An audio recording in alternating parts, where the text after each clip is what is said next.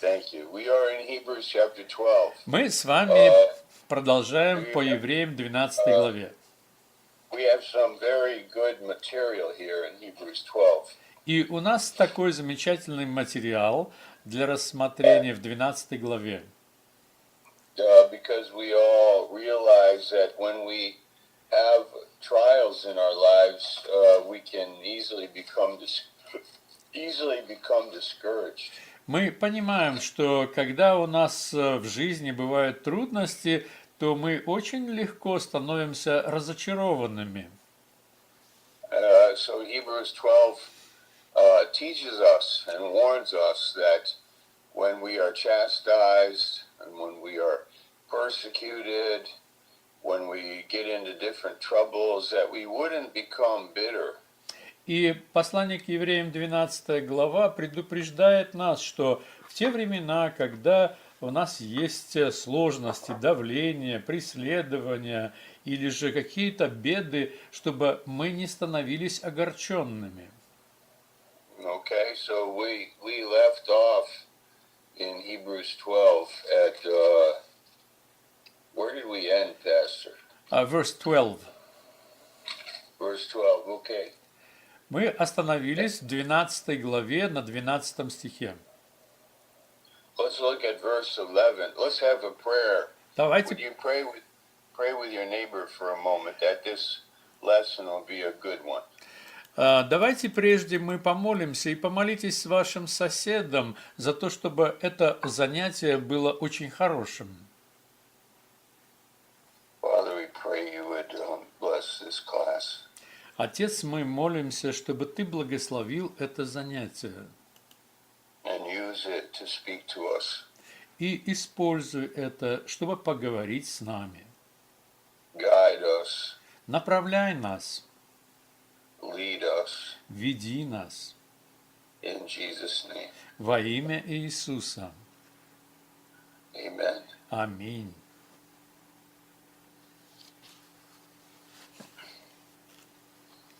Good. Замечательно. In a few days we will be in Moscow. Через несколько дней мы будем в Москве. And I believe in May I come to Nepal. И я верю, что в мае я приеду в Непал. And that will be good to see everybody. И для меня будет замечательно увидеть всех вас. Amen. Аминь.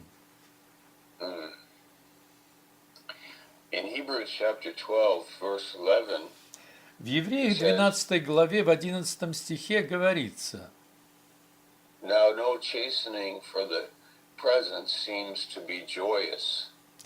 «Всякое наказание в настоящее время кажется не радостью». You know, some Christians do get into trouble in life. They are being chastened or chastised by God, and they don't enjoy it. Вы знаете, иногда некоторые христиане, они в своей жизни проходят через воспитание Божье, но они не наслаждаются, не радуются этому. It seems that they have a bag of money with holes in the bag, like money goes out of the bag. Им кажется, что это как сумка с деньгами, но в этой сумке есть дырка, и эти деньги уходят через эту дырку. In Haggai chapter 1. Это книга Агея, 1 глава. It seems that they try to get ahead. They try to make progress in life in their mind of what progress is in their own value system, and it seems that they cannot get there. Им кажется, что нужно сделать прогресс в своей жизни, прогресс в соответствии с их системой ценностей, но они так и не могут туда пройти. The scripture says God gives grace to the humble, but he resists the proud. В В Писании говорится, что Бог дает смиренным благодать, но противится гордым. That's true. Это истина. Last night we preached a message about honor your mother and father. Прошлым вечером мы проповедовали слово «почитай своих отца и мать». I believe in many countries in the world that is taught in the family. Я, Honor your mother and father. But unfortunately, in our country, we've lost that value, and children and grandchildren are not honoring their mother and father. я верю, что во многих странах мира в семьях люди прививают это почтение к матери и отцу. Но я думаю, что в нашей стране мы потеряли эту связь, потеряли обучение почитать мать и отца. And one reason why is because of pride. И одна из причин, почему так произошло, из-за гордыни. And we actually teach in our culture, in movies and universities and schools and in our culture, in music and so on, we teach pride. И в действительности в нашей культуре, в наших изобразительном искусстве, в кинофильмах и прочее, мы в нашей культуре имеем основание, и это основание гордыня. И And обучаем. when we run into troubles in life, we should learn to be humble.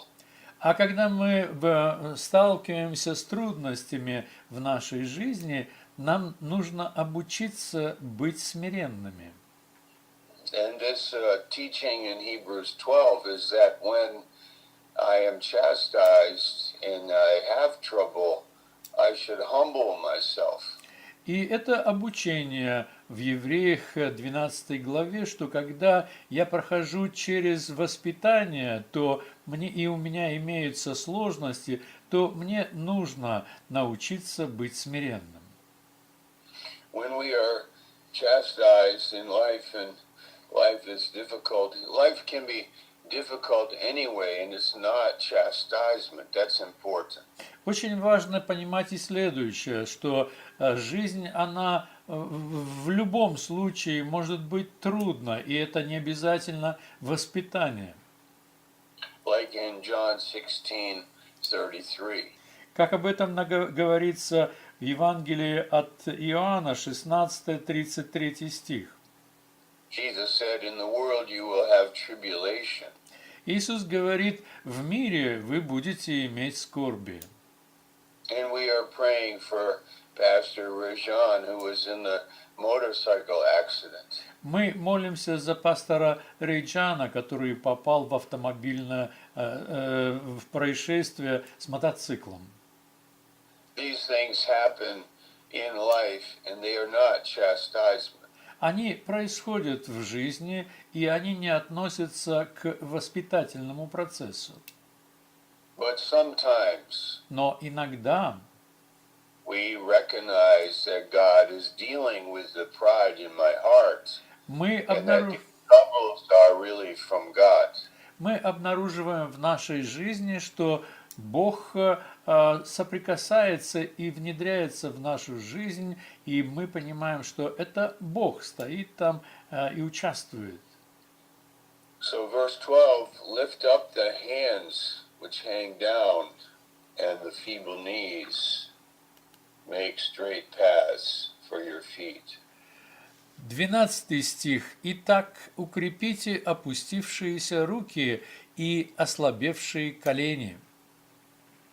That means in both those examples of the hands that are hanging down and the feet that are lame, we have two examples of the physical body in bad condition.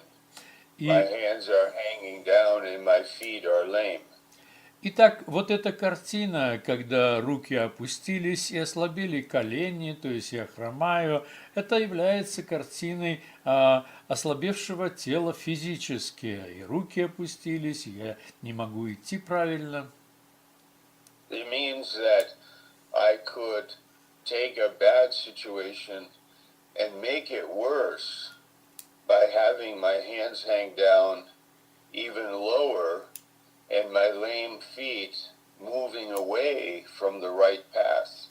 Но также это и передает эту картину воспитания, что в этой трудной ситуации вместо того, чтобы получить укрепление, я опускаю руки, и ситуация еще более ухудшается. А ослабевшие колени, это говорит, что я ухожу с правильного пути на другой. But when I am in a bad situation, don't make it worse, but turn it around and lift up the hands that hang down, and be sure to make a straight path with your lame feet. Но сделайте совершенно по-другому. Когда ситуация трудна, то поднимите ваши руки, начинайте исповедовать Бога и также свой путь направляйте к Нему. Continue to do the right thing, Продолжайте делать правильное, and you will be healed. и вы будете исцелены. Yeah, continue to make good decisions. Мы продолжаем принимать правильные решения. I have found in my own heart the temptation when I'm discouraged and my hands are hanging down to make a bad decision and quit and just leave the whole thing. Leave my faith, leave people, leave my Bible, leave believing in God, leave the whole thing. So my state of discouragement can lead me into a worse situation. But this is saying I should not do that, but I should continue on, and I will be healed. It will get better. Я обнаружил в своей собственной жизни, что при сложной ситуации у меня имеется искушение оставить все это, уйти от веры, отстраниться от людей, перестать читать Библию. Но другое, которое предлагает Библия, это встать, это делать правильные решения, сближаться с Богом и получать исцеление. Там, в противоположном случае, исцеления нет, ухудшения. Verse 13. 13 стих. And make straight paths for your feet, lest that which is lame be turned out of the way. «И ходите прямо ногами вашими, дабы хромлющее не совратилось, а лучше исправилось». Let's say I am lame in my feet, and so I'm walking along the way, and I have to sit down. So I can sit down, get rest, but stay on the same path. Предположим, у меня хромают ноги, и я иду по пути своему, устал и решил сесть, отдохнуть. Это все хорошо, но я остаюсь на правильном пути, а не сворачиваюсь в сторону. And as I stay in the right way, I am healed, it says. И здесь говорится, по мере того, как я остаюсь на правильном пути, происходит исправление, исцеление. Continue following God and you are healed. Продолжайте и продолжаю следовать за Богом, и тогда вы исцеляетесь. That's profound. Это очень глубокое утверждение.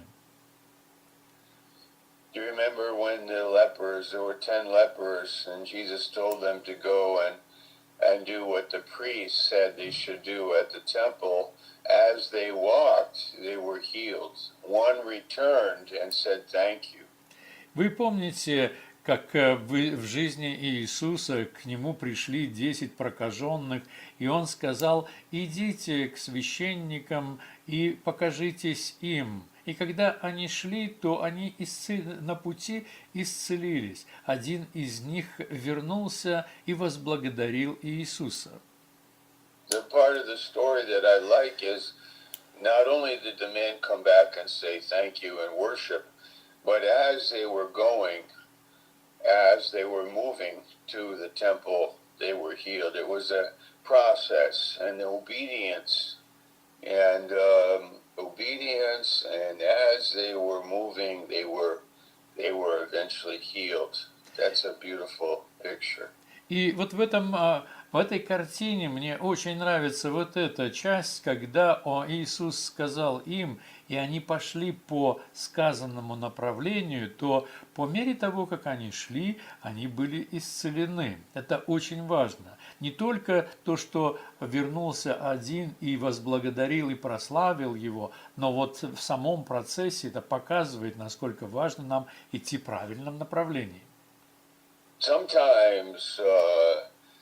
Sometimes I have met people in the church who, and I have seen them in their lives, that it takes time, and they keep going, and it gets better, but it might take 1 year, it might take 2 years, but eventually they are healed. Иногда я видел это и вижу, как некоторые люди в церкви проходят через сложности, и и они начинают идти в правильном направлении, но они идут 1 год, 2 года, должно пройти некоторое время, и они будут исцелены. Okay. Verse 14. 14 стих. Follow peace with all men, and holiness, without which no man shall see the Lord. Старайтесь иметь мир со всеми и святость, без которой никто не увидит Господа. I think it means in practice, in experience, in life, as we follow peace and holiness, we are able to see God in life. We are able to see God's healing in life, God's grace in life. We are able to find God as we follow peace and holiness. Я думаю, что этот стих обозначает следующее, что по мере того, как мы следуем этим правильным путем, указанным Богом, то мы обязательно в праведности, в святости и в мире со всеми другими людьми, то мы обязательно увидим Господа. In the context, it's about my experience, my practical living, about being healed, about making straight paths, good decisions. So it's not about eternal security. It's not about losing salvation. It's about finding Christ in everyday life. И контекст, так как это в контексте говорится во всем этом отрывке, он подсказывает, что имеется в виду практическая жизнь верующего человека, что ему нужно идти правильным путем. И этот отрывок не имеет никакого отношения к вопросам о вечной жизни и также о вопросе спасения. Like follow peace, if we change that, follow war or strife or hatred with all men, you will not find Christ. Как, например, теперь давайте посмотрим, а что если мы не следуем и не имеем мир со всеми? Тогда у нас там есть и враждебность, война, затем сложности. Конечно же, мы там не видим Бога. And if you follow ungodliness instead of holiness, you follow a sinful life, you will not see the Lord. You will not find the Lord. You will not see God. Или же, если вы следуете за нечестивым путем, то, конечно же, там вы обнаружите греховность, и там нет ни святости, ни Бога. Вы не увидите Бога на этом пути, на этом отрезке пути. And the Sermon on the Mount in Matthew chapter 5, Jesus said, "Blessed are the pure in heart, they shall see God." В Нагорной проповеди в Евангелии от Матфея в 5 главе говорится: блаженны те, которые, следуя, ищут мир, они увидят Бога. But some believers, when they get in trouble, they don't see God. They just see their unfortunate circumstances. Но некоторые верующие, когда они попадают в трудности, то они не ищут Бога, они следуют за своими тяжелыми обстоятельствами. They complain. Они жалуются, They murmur. они ворчат. In Philippians chapter 2, Филиппийцам 2 глава it says, "Do not murmur." говорится: не ворчите. In James chapter 4, verse 11, "Do not judge your brother."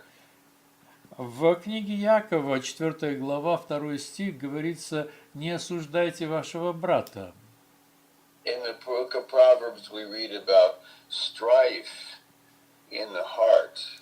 В книге притчи мы с вами встречаемся с той борьбой или же сопротивлением, которые у человека бывают в их сердце. In Proverbs chapter 11, chapter 10, and chapter 11, we read about the mouth as a tree of life. And, you know, what it comes out of my heart, comes out of my mouth, is either life or death. Притчи 10 глава и 11 глава говорится о том, что наше сердце и наши уста являются деревом жизни. А также мы с вами понимаем, что то, что исходит из наших уст, оно относится или к вопросам жизни, или смерти. Yeah, so people, we are corrected by these attitudes and words that surface out of our hearts and out of our mouths, and we are corrected and we humble ourselves before God, and we find His grace. Итак, когда у нас бывают такие ситуации, то мы поправляемы и воспитуемы Богом, и для того, чтобы мы смирили себя и обнаружили и открыли для себя Его благодать. And in verse 15, 15 стих. it says, "Looking diligently," Говорится: наблюдайте, meaning we have to be careful about this. и это означает, что нам нужно быть очень осмотрительными в этом вопросе. That when we are in these troubles, they don't turn our hearts away from God, but we need to be careful that when we are in these troubles, our hearts are turned toward God. А чтобы мы были осмотрительными в отношении того, что в трудной ситуации, чтобы наши сердца не отвернулись от Бога, но чтобы мы, наоборот, поворачивались все больше к Богу. Yeah, that we follow peace. И чтобы мы следовали за миром, покоем. We find promises. И когда мы следуем за этим миром, то за миром Божьим, то мы обнаруживаем обетование. In Romans 4:16, Римлянам 4, 16 стих. we have exceedingly great and precious promises. 2 Peter 1:4. 2 Петра, 1 глава, 4 стих, говорится, что мы имеем невероятно великие обетования. Romans 1:17, we live from faith to faith. Римлянам 1 глава, 17 стих говорится о том, что мы живем от веры к вере. So we have to be careful as we are listeners and that the Spirit would speak to us and lead us and we wouldn't fail the grace of God. Так что нам нужно быть очень внимательными для того, чтобы мы с вами предавались Духу Святому, чтобы Он вел нас и чтобы мы не отпали от благодати. In verse 15, looking diligently lest any man fail of the grace of God. 15 стих. «Наблюдайте, чтобы кто не лишился благодати Божьей». There's grace, that means a gift for every situation. То есть благодать имеется, а это подарок для каждой ситуации. But it says here, a root of bitterness springs up and troubles you. Здесь также говорится, что горький корень может возникнуть и причинить вред человеку. Let's say a middle-aged woman loses her husband and she just has never lived without him, and now she's alone and she's very angry about it in her heart, and a root of bitterness begins to grow in her heart because she's angry with God that he took her husband. Предположим такую ситуацию, что женщина среднего возраста теряет своего мужа. Она никогда не жила без него, и теперь она утратила его. И теперь, если она не поворачивается к Богу, то у нее возникает и возрастает корень горечи, который очень сильно беспокоит ее. Now I know that we can't really plan for every situation that we will find ourselves in the future, but we should plan ahead of time and think about it and realize that if I lose my husband or my wife or my child or my business or my house, that it's not going to take me away from God. I have to decide that before I am in that situation. Конечно же, мы не можем предвосхитить, что будет и как мы должны детально поступать в нашей жизни, когда происходят тяжелые события, например, потеря близкого мужа или жены, или же ребенка. Но нам нужно заранее решить, что в любой ситуации мы будем воспринимать от Бога то, что Он дает, и Он покрывает ее и дает там благодать свою. I should be able to say, okay, this has happened. I believe that if this is God's will, He must have a way for me to live and be healthy and not bitter. И я должен сказать в своем сердце следующее и решать всегда это делать, что хорошо, я не все понимаю, но у Бога есть совершенно четкий ответ, и Он мне предлагает этот ответ и благодать, чтобы я ни в коем случае не становился и не становилась огорченным человеком. If I become bitter, then it says here that many are defiled by my bitterness. И здесь говорится, что если я становлюсь горьким человеком, то возникнув, этот корень, он причинит вред, и многие осквернятся им. How does it come out? How does the bitterness defile people? Как горечь развращает или же оскверняет людей? Well, if I'm bitter, I become depressed. Да дело в том, что если я огорчен, то я буду в депрессии. When I'm depressed, I may withdraw from people. И когда я нахожусь в депрессии, то я могу отделяться, уходить, отстраняться от людей. Why do I withdraw from people? Почему я отстраняюсь от людей? Because I'm angry, потому что я рассержен, I'm depressed. я в депрессии, I cannot be with people. I don't enjoy it. я не могу быть с людьми, и я не радуюсь этому. And so I defile people. И таким образом я оскверняю людей. By the words I say, I defile people. Я это делаю через слова, которые говорю. By my attitude, I defile people. Через свое отношение я оскверняю людей. By my absence, I defile people. Через мое отсутствие я оскверняю людей. So I live this way. I have something in my heart, and it may stay like for 20 years. I may be 30 years. I may be a bitter person. И получается так, что же происходит, что я могу находиться в таком состоянии огорченного человека даже 20 лет. But God needs you on the earth not to be a bitter person, but to be a loving, gracious, forgiving, encouraging, edifying person.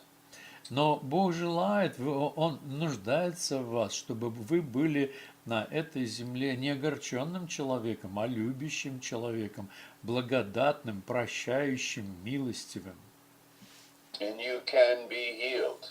И вы можете быть исцелены и исправлены. Do not accept dysfunction as being normal.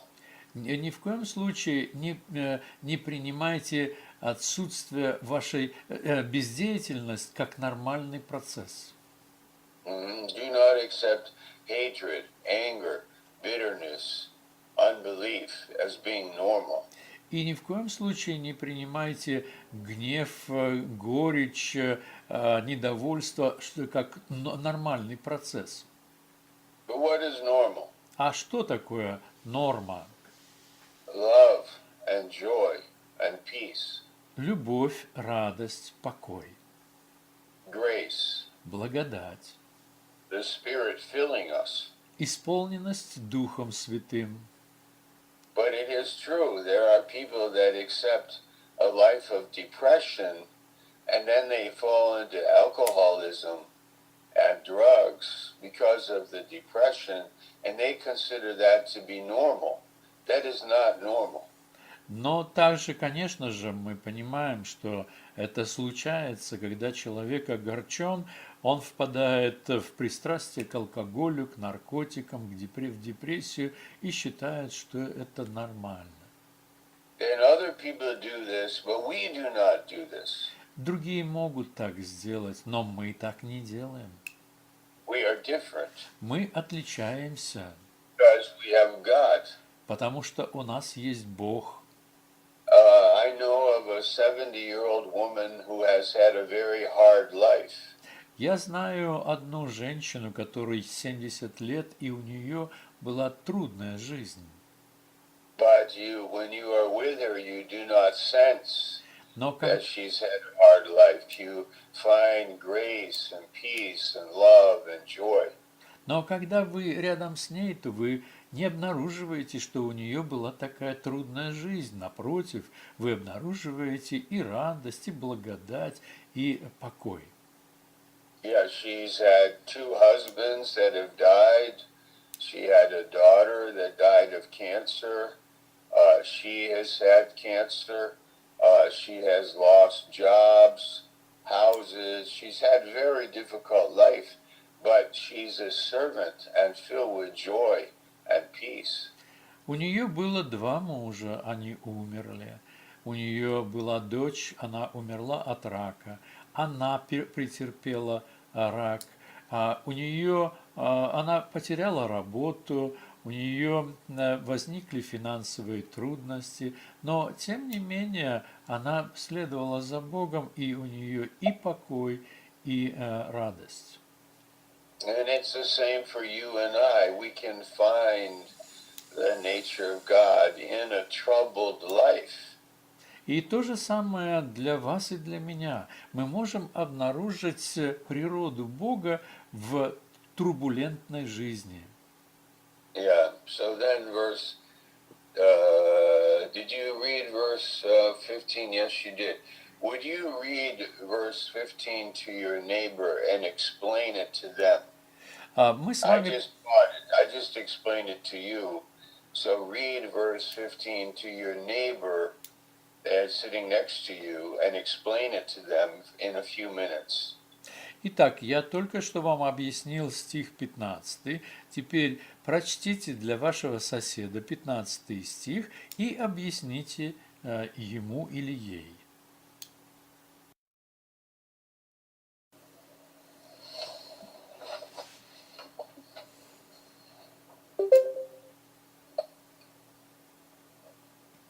Okay, verse 16. Итак, 16 стих. Lest there be any fornicator. Чтобы не было между вами какого блудника. Now, this is a sexual sin. Это относится к сексуальному греху. They do not have much respect for the other sexual partner. They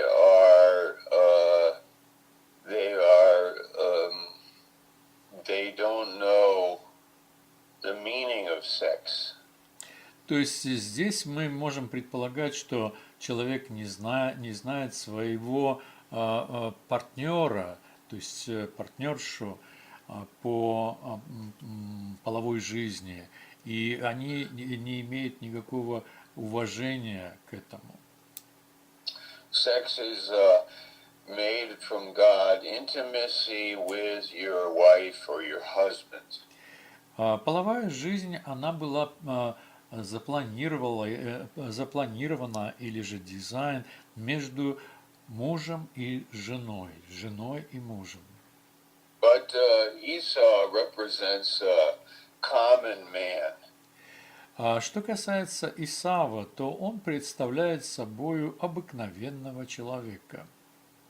He doesn't have respect for this institution of God. He doesn't respect. He brings things down to a common and ordinary level. Исав в своей жизни не отдавал уважения к тому, что говорит Бог. И он не сводил эти вещи до обыкновенного уровня. He does not fear God. У него не было страха Божьего. He doesn't have respect for God and the things of God. И у него нет никакого уважения к Богу в Божьих делах. In verse 16, he, for one morsel of meat, sold his birthright. Например, говорится в 16 стихе, что за одну снеть отказался от своего первородства.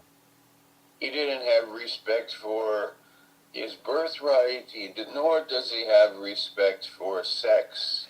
У него не было ни почтения к своему первородству, ни в отношении половой жизни. Yeah, he's a common person. Это человек обыкновенный. Or in verse 16, he's called profane person. Или же в 16 стихе его называет Библия нечестивцем. There are people that are not only ungodly, but they propagate ungodliness. Есть люди не только безбожные, но они являются теми, которые пропагандируют безбожие. In verse 17, for you know how that afterward, when he would have inherited the blessing, he was rejected, for he found no place of repentance. И в 17 стихе говорится: «Ибо вы знаете, что после того он, желая наследовать благословение, был отвержен, не мог переменить мыслей отца». It may be that in his life he realized that he was missing something, but he didn't have any means and how to get it. Это обозначает, что вполне возможно в своей жизни потом он обнаружил, что произошло, но у него не было никаких средств, чтобы это принять. Meaning he realized that his brother Jacob was being blessed by God and that there was something special about Jacob. But the common man, Esau, could recognize that, but he couldn't find how to get it. То есть это значение этого таково. Он видел, что Яков был благословлен, он понимал это, но он не мог понять, каким образом ему можно это тоже иметь. Even though he was looking for it with tears. Несмотря на то, что он искал этого в слезах. It's kind of like a man who goes to the casino, spends all his money, and he's very sad that he lost all his money at the casino, but it doesn't change his life. Это похоже также на человека, который пошел в казино, просадил все свои деньги, и он очень опечален этим, но он не изменяет свою жизнь. There's a lot of tears in life, but they're not all the right kind of tears. Есть очень много слез в жизни человека, но не все они являются правильным типом слез. It's like Judas Iscariot also was sad by what had happened with him and Christ, but it didn't change his life. The tears are not the evidence of a changed life. It may be self-pity and self-sorrow and the sadness that I have lost something, but it doesn't change my life. Иуда Искариот обнаружил, что он сделал это, и он опечалился по этому поводу. Дело в том, что такого рода печаль, но не желание принять другого пути, оно никаким образом человека не меняет. In 2 Corinthians chapter 7, in verse 10, we read about godly sorrow and worldly sorrow. Во втором послании к Коринфянам, 7 глава, 10 стих, говорится о двух видах печали – Божьей и мирской. There's a difference between godly sorrow changes my life, worldly sorrow doesn't. И суть заключается в следующем, что печаль по Богу, она меняет мою жизнь, а мирская печать не меняет.